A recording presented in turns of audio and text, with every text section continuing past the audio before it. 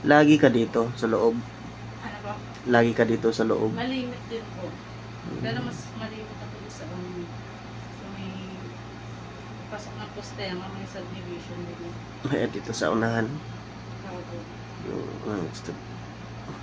Diyan sa Istana, may Istana. dyan. Mas marami ako doon sa Istana. Tsaka sa Kasaman.